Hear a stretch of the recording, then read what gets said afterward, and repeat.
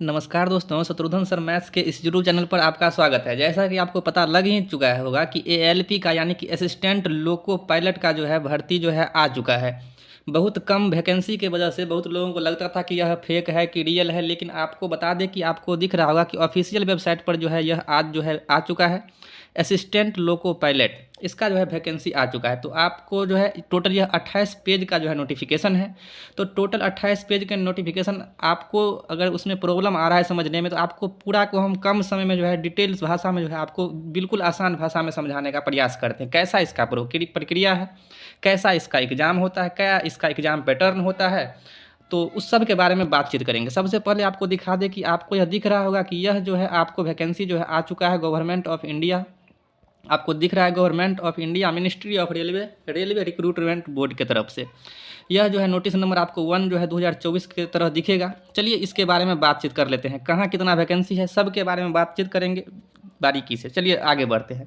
सबसे पहले आप आगे अगर बढ़िएगा तो आपको जो है यह आपको कब से भरना स्टार्ट होगा, तो आप यहाँ से देख सकते हैं। ओपनिंग डेट जो एप्लीकेशन का जो यह दिया हुआ है यह 20/1/2024 है। 20/1 क्या है 2024 से यह किसका ओपनिंग डेट है, और क्लोजिंग डेट जो दिया हुआ है 19/2/2024, यानी कि टोटल कहा जाए तो आपको जो है 1 महीने का टाइम जो है दिया गया है। अब कैसा इसका जॉब प्रोफाइल होता है, तो जॉब प्रोफाइल के बारे में अगर बात करें तो आपको बता दें कि यह जो है लेवल 2 का पद होता है। बहुत ही अच्छा पोस्ट माना जाता है, लेवल 2 का पद है। और इनिशियल पे यानी कि शुरुआत में जो आपको जो है वो सैलरी जो है 19,900 है। यह बेसिक पे है, यह बढ़ करके आपको 40,000 के आसपास जाता है। यह 19,900 है। सबसे अगर बात किया जाए मेडिकल का, तो मेडिकल इसमें बहुत ही क्या कह सकते हैं अच्छा आपका होना चाहिए, जो कि मेडिकल जो आपसे मांगा गया है वह A1 माना गया है। A1 यानी कि काफ़ी ही आपका आँख जो है मेडिकल में यह सबसे आँख जो होना चाहिए वह A1 होना चाहिए। आपको धुंधला सा बिल्कुल दिखना नहीं चाहिए, यानी कि सबसे अगर पावरफुल कहा जाए तो A1 मेडिकल होता है, यह आपसे मांगा गया। चलिए बाद में बात करते हैं इस सब के बारे में। आपको जो है बता दें कि टोटल वैकेंसी पूरा आपको पता लग गया होगा कि 5,696 यह टोटल जो है क्या है वैकेंसी है। चलिए अब बात करते हैं इसमें आपको क्वालिफ़िकेशन सब क्या चाहिए। तो क्वालिफ़िकेशन के बारे में अगर आपको बता दें तो क्वालिफ़िकेशन पूरा आपको हम आसान भाषा में समझाते हैं। देखिए क्वालिफ़िकेशन के लिए आपको क्या चाहिए, तो 10th चाहिए। क्या चाहिए, 10th चाहिए। बहुत लोग कह रहे हैं सर पीसीएम वाला चलेगा। पीसीएम यानी कि जो फिजिक्स केमिस्ट्री मैथ से जो अगर 12th किए हैं वह चलेगा, तो वह अब चलने वाला नहीं है। 10th तो होना ही चाहिए। 10th के साथ आपके पास होना चाहिए ITI। ज़रूरी नहीं है कि आप 12th हो 10th हो, लेकिन 10th के साथ आपको या तो ITI होना चाहिए, या तो आपके पास क्या होना चाहिए, डिप्लोमा होना चाहिए, या तो आपके पास पॉलिटेक्निक होना चाहिए, या तो आपके पास बीटेक होना चाहिए। यानी कि 10th के साथ आपको ये सब होना चाहिए। 10th के साथ ITI हो, डिप्लोमा हो, पॉलिटेक्निक हो, बीटेक हो, यह सब हो सकता है। एज के बारे में अगर बात करें, क्योंकि काफ़ी सारा क्वेश्चन एज के बारे में आता है, तो देखिए एज के बारे में अगर बात करें तो आपका एज जो वह लिखा है इसमें अगर आप टोटल पढ़िएगा तो इसमें 1 जुलाई से 1 जुलाई 2024 से वह एज को क्या करेगा, मेंशन करेगा। 1 जुलाई 2024 से वह मेंशन करेगा। कितना होना चाहिए, तो 18 साल से होना चाहिए 30 बरस। 18 से 30 बरस होना चाहिए। जो जनरल में आते हैं वह 18 से 30 होना चाहिए। उसके बाद जो अगर OBC में आते हैं तो उसका 18 से 33 हो जाएगा, 3 साल का इसको एज रिलैक्सेशन मिलता है। और जो SC ST कैटेगरी में आते हैं उसको जो है 18 से लेकर के 35 साल कह सकते हैं, आपको इसको 5 साल का एज जो है रिलैक्सेशन मिलता है। अब जो है आप जो है डेट आपको पता लग गया है कब से भराएगा। अब आपको हम बता दें कि फ़ी क्या लगने वाला है। तो फ़ी देखिए, अगर आप अप्लाई करते हैं तो आपको फ़ी जो लगेगा जनरल OBC इसको 500 लगेगा। जो जनरल में है और OBC में है इसको 500 लगता है, और SC ST को जो है यह 250 लगता है। कितना लगता है, 250 लगता है। 500 250 लगता है। आपको लगता रहा होगा कि काफ़ी यह ज़्यादा है, लेकिन आपको बता दें कि इसमें से 500 में से आपको 400 रुपया जो है रेलवे रिटर्न करेगा। कब रिटर्न करेगा बताते हैं आपको।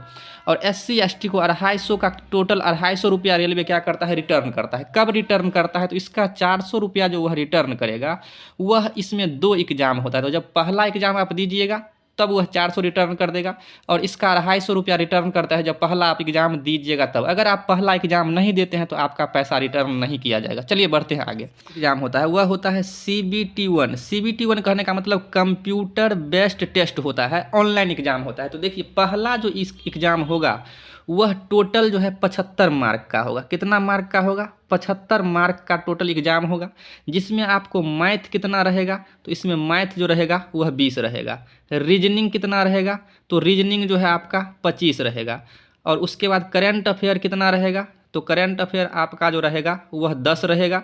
और जनरल साइंस का बात करें, साइंस, तो यह जो आपका रहेगा यह 20 रहेगा। फिर से समझ लीजिए, मैथ आपका 20 रहेगा, रीजनिंग 25 रहेगा, करंट अफेयर 10 रहेगा और जनरल साइंस जो है आपका यह जो है 20 रहेगा। करंट अफेयर में इसी में आपका आ जाता है वो क्या कहते हैं, जीके जिसको बोलते हैं, जनरल अवेयरनेस, इसी 10 में आपका दोनों मिला करके 10 रहेगा।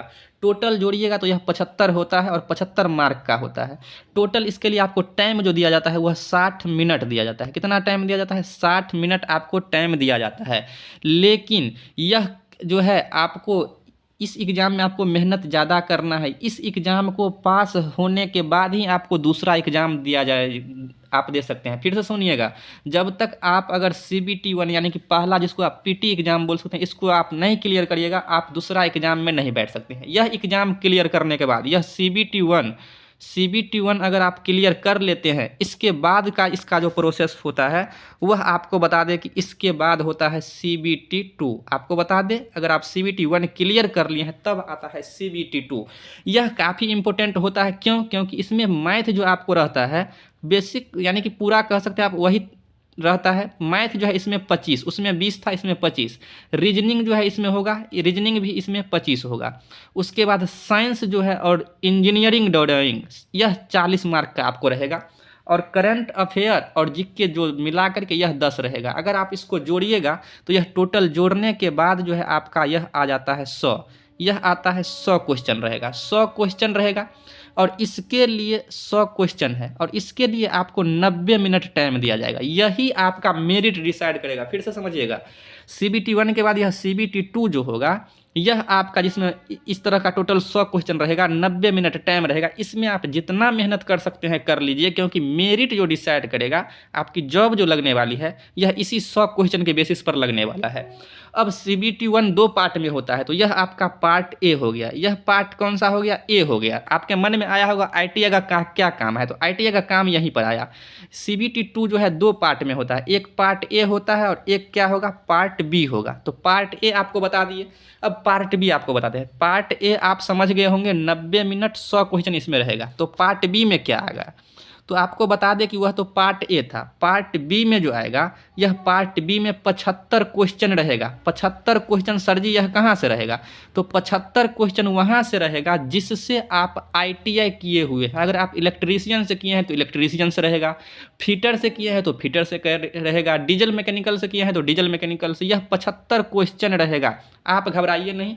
यह 75 क्वेश्चन जो है केवल क्वालिफाई के लिए है, इसमें आपको टॉप नहीं करना है। क्वालिफाई करने का मतलब 75 क्वेश्चन है, उसमें इसका 35%, 75 का 35% लगभग 26 के आसपास आता है। तो 75 का 35% लगभग 26 क्वेश्चन भी अगर आप सही कर लेते हैं तो आप इसमें क्वालिफाई हो जाते हैं। इसको हल्का में नहीं लीजिएगा। आपको बता दें कि अगर आप इसको क्वालिफाई नहीं करते हैं तो आपको CBT 1 में पूरा मार्क है, CBT 2 में पूरा मार्क है, लेकिन आपको फेल कर दिया जाएगा। तो ध्यान से, इसमें जो है आपको 75 क्वेश्चन रहेगा और यह 60 मिनट का रहेगा। कितना मिनट का रहेगा? 60 मिनट का रहेगा। अगर आप CBT 1 क्वालिफाई कर गए, CBT 2 क्वालिफाई कर गए और उसके बाद यह आप अगर क्वालिफाई कर जाते हैं, यानी कि पार्ट बी ट्रेड वाला पार्ट, तब एक एग्ज़ाम जो होता है सबसे लास्ट में जिसको साइको बोलते हैं, साइको यानी कि तीसरा जो होगा आपका psycho, CBAT, computer based aptitude test इसको बोलते हैं। काफ़ी लोग इसमें फेल होते हैं। स्टेशन मास्टर में भी यह एग्ज़ाम लिया जाता है। CBAT computer based aptitude test जो है यह होता है। इस एग्ज़ाम में को भी आपको पास करना होगा, पास ही नहीं करना होगा, अच्छा से अच्छा जो है आपको क्या करना होगा, नंबर लाना होता है।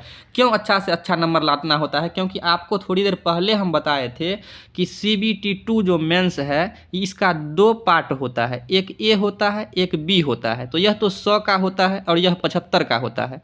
तो इसमें तो केवल आपको क्वालिफाई करना है, इसमें आपको ज़्यादा से ज़्यादा नंबर लाना है 100 में। और यह जो साइको होता है CBAT, इसमें भी आपको जो है ज़्यादा से ज़्यादा नंबर लाना होगा। तो इसका जो 70% नंबर होगा और इसका जो 30% नंबर होगा, यानी कि यह 100 वाला और यह CBAT, यानी कि यह दोनों जोड़ करके 70% इसका और 30% इसका, टोटल कितना हो गया 100%, तब जा करके आपका मेरिट डिसाइड होता है और तब आपको जो है जॉब लगाया जाता है। तो यह पूरा प्रोसेस इसका होता है। यानी कि अगर आपको हम सीधा सा बात यह बता दें कि किस पर आपको ज़्यादा ध्यान देना है, तो मैथ, रीजनिंग, करंट अफेयर और साइंस पर आपको ज़्यादा ध्यान देना है, क्योंकि यह 100 नंबर आपका मेरिट डिसाइड करेगा।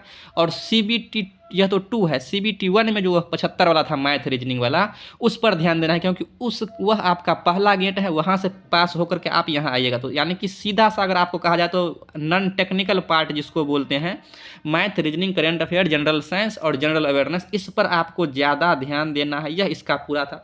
थोड़ा आपको बता देते हैं कि कहाँ क्या वैकेंसी का प्रोसेस है, तो बता देते हैं। यह तो उस तरह का हो गया, क्योंकि इतना कम वैकेंसी कभी देखने को मिला नहीं है, इसलिए किसी को विश्वास नहीं होता था कि यह रियल है कि फेक है। तो आपको दिखा देते हैं कि इसका जो है कहाँ क्या वैकेंसी है, जो आपका आइडिया हो जाएगा। भरते समय आप देख करके उस जोन को सेलेक्ट कर सकते हैं।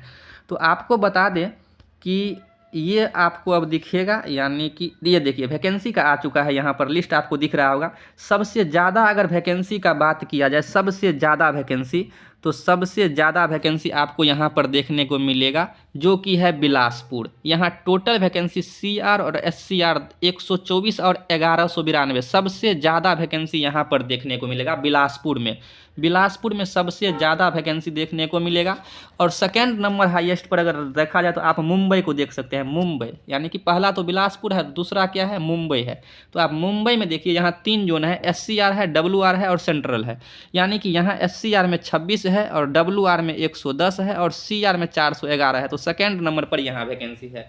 तो आप, यह था पूरा प्रोसेस, इसको देख करके और अपनी आप तैयारी में लग जाइए। ALP असिस्टेंट लोको पायलट काफ़ी जो है बेहतरीन पोस्ट होता है, पैसा से भी, और बहुत अच्छा ये पोस्ट माना जाता है। पोस्ट कम है तो वैकेंसी कम है, तो इसलिए जो है कंपटीशन हार्ड रहेगा। तो इसीलिए सबसे पहला आपका जो प्रयास होना चाहिए, आप अभी ट्रेड को नहीं भी देखें, लेकिन सबसे पहले आपको CBT 1 क्लियर करने के लिए पूरा जोर लगा देना चाहिए। उसमें भी मैथ और रीजनिंग पर आपको विशेष ध्यान देना है, क्योंकि मैथ और रीजनिंग मिलाकर के टोटल 75 में से 45 आपको मैथ और रीजनिंग दिलाता है। और ITI बहुत कम लोग किए रहते हैं, इसलिए देखा गया था पिछला बार कि 30 वाला को भी रिजल्ट हुआ, 40 वाला को भी रिजल्ट हुआ, जबकि 45 क्वेश्चन मैथ रीजनिंग है। तो अगर आप अच्छा से इसको तैयार कर लेते हैं और कुछ GK पढ़ लेते हैं, तो आप CBT 1 तो आसानी से क्लियर कर ही लीजिएगा। तो चलिए आज वीडियो को यहीं पर ख़त्म करते हैं। धीरे धीरे कैसे तैयारी करना है उस पर जो है वीडियो धीरे धीरे आता रहेगा। तो मिलते हैं अब नेक्स्ट वीडियो।